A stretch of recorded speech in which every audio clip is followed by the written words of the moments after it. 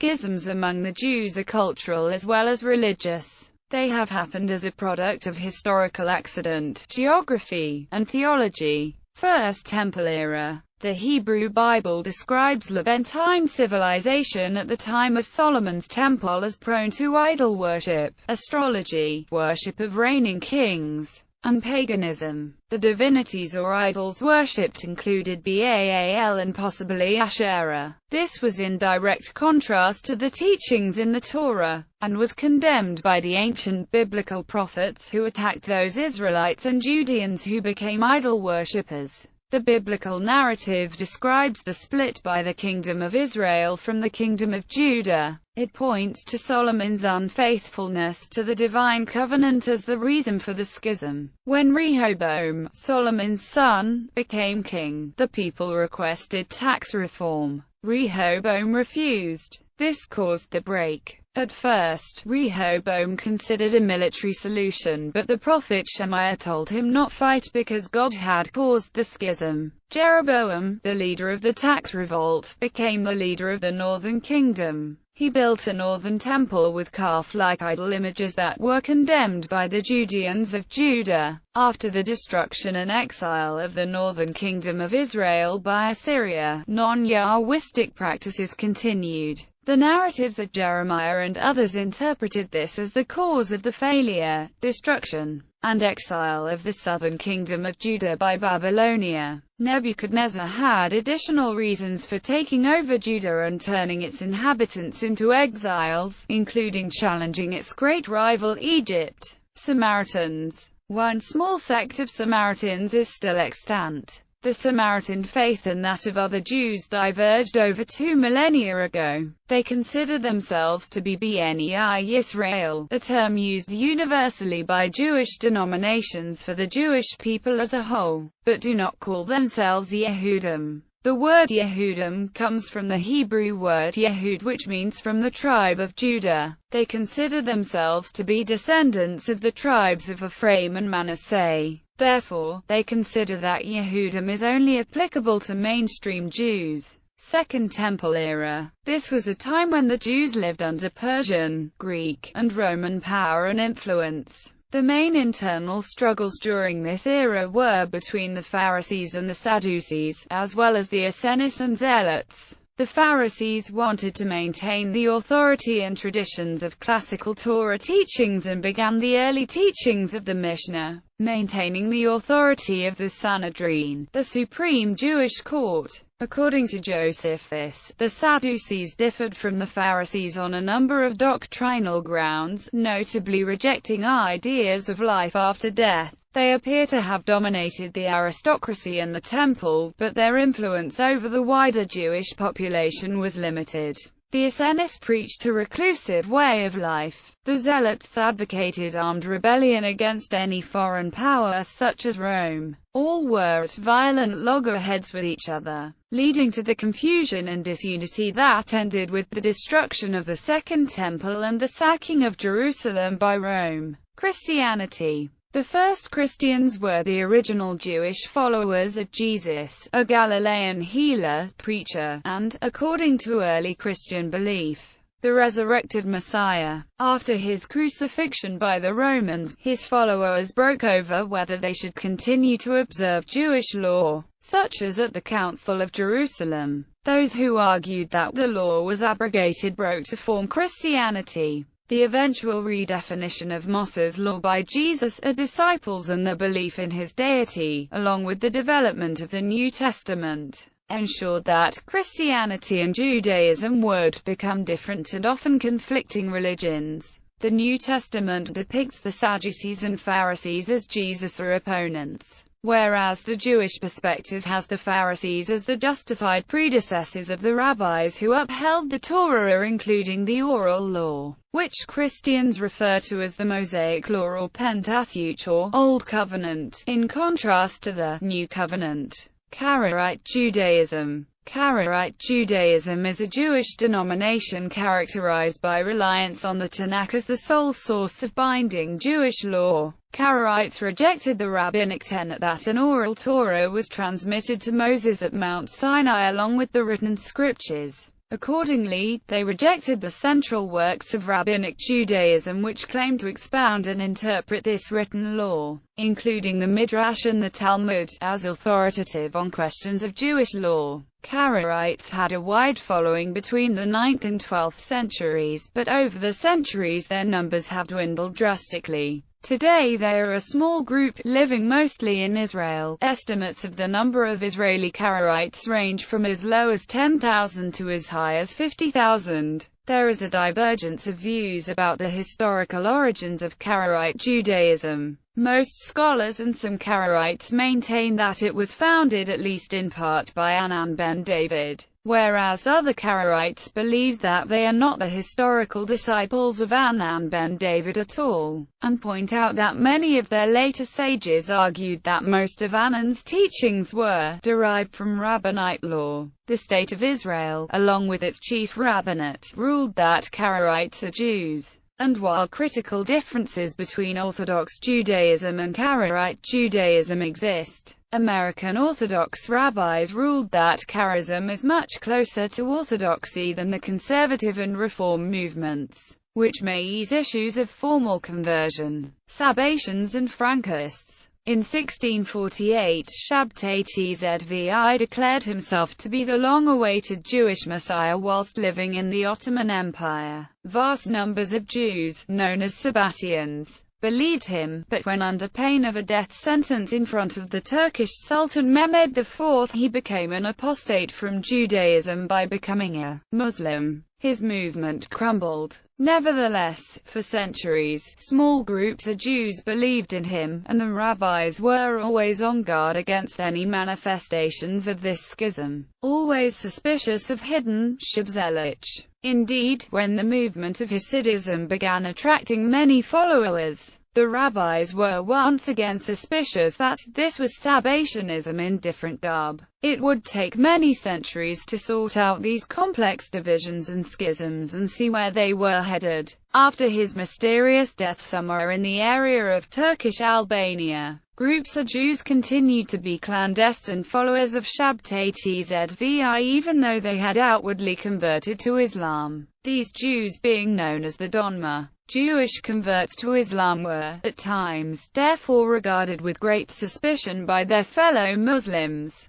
A few decades after Shabtai's death, a man by the name of Jacob Frank, claiming mystical powers, preached that he was Shabtai Tzvi's successor. He attracted a following, preached against the Talmud, advocated a form of licentious worship, and was condemned by the rabbis at the time. When confronted by the Polish authorities, he converted to Catholicism in 1759 in the presence of King Augustus III of Poland, together with groups of his Jewish followers, known as Frankists. To the alarm of his opponents, he was received by reigning European monarchs who were anxious to see their Jewish subjects abandon Judaism and apostatize. The Frankists eventually joined the Polish nobility and gentry, Hasidim and Mitnagdim. Note: while the name Hasidim has gained popular and positive approval, the name Mitnagdim has fallen out of popular usage and may even be regarded as offensive by some. The arrival of Rabbi Israel ben Eliezer, known as the Baal Shem Tov,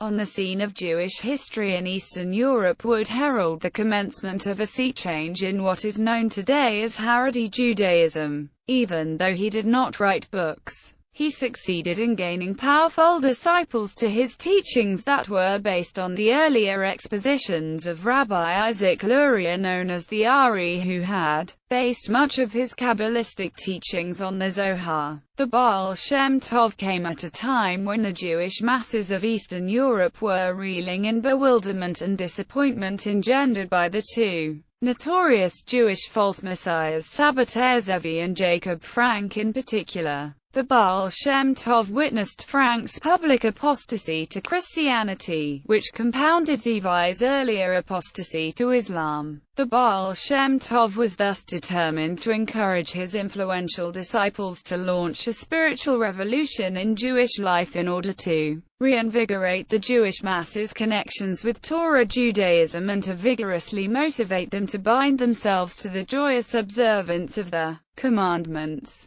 worship, Torah study, and sincere belief in God, so that the lures of Christianity and Islam, and the appeal of the rising secular enlightenment to the Jewish masses would be weakened and halted. To a large degree, Israel succeeded in Eastern Europe already during his lifetime, and gaining momentum following his death. The Baal Shem Tov's disciples spread out to teach his mystical creeds all over Eastern Europe. Thus was born Hasidic Judaism. Some of the main movements were in Russia, which saw the rise of the Chabad Lubavitch movement, Poland, which had the Gera Hasidim, Galicia had Barbov, Hungary had Satmar Hasidim, and Ukraine had the Breslovers, and many others that grew rapidly, gaining literally millions of adherents, until it became the dominant brand of Judaism in Eastern Europe in the century following the Baal Shem Tov's death. The Jewish masses flocked to this new inspired brand of mystical Judaism, and retained their connections to their Jewish heritage and way of life.